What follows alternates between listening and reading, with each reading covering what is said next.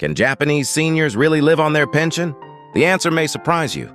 According to Japan's latest household survey, many households aged 65 and over are spending more money than they receive each month. And this is becoming an important issue for anyone planning for retirement in Japan.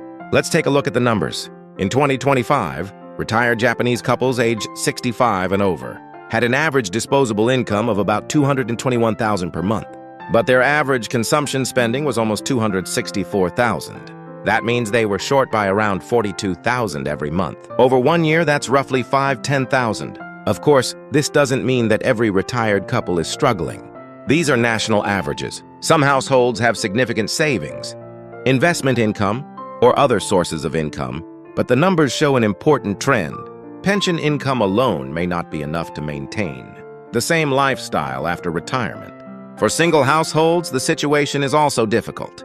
A single retired person aged 65 or over had an average monthly shortage of around $30,000. So where does the money come from? For many households, the answer is savings. The average savings of households headed by someone aged 65 or over was around $25.6 million in 2025.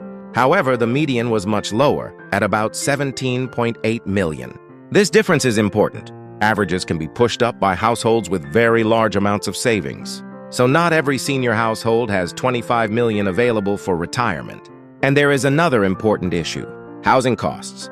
For retirees who own a home with no mortgage, housing expenses can be much lower, but renters have to continue paying rent every month. This can make a major difference over a retirement that could last 20 or 30 years. Japan's pension system is also changing. In 2026, the basic pension increased by 1.9%, while the earnings-related portion of employees' pensions increased by 2%. The full basic pension for one person is now about $70,600 per month. The standard model pension for a couple is about $237,000 per month. But even though pension payments increased, inflation also matters. A higher pension does not necessarily mean greater purchasing power. So retirees need to look at what their money can actually buy. There are also several important pension reforms. From April 2026, the earnings threshold for the working age pension adjustment was raised to $650,000 per month. This means some older people can continue working and receive more of their pension without reductions. And from December 2026, the age limit for continuing iDeCo participation will be expanded under certain conditions, allowing more people to continue preparing for retirement. So what should we learn from all of this?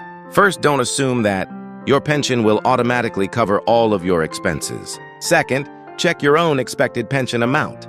Japan's Nankin Net can help you estimate your future pension. Third, think about housing costs.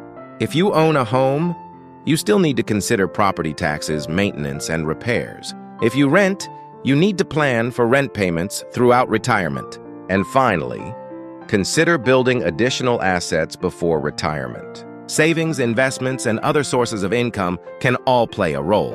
For people interested in Japanese real estate, this is especially important. A property isn't just an investment. It can also affect your long-term living costs. The key is to think about your entire financial plan, not just your pension. Japan's aging population is changing the way people need to think about retirement, housing, and wealth. So, can Japanese seniors live on their pension alone?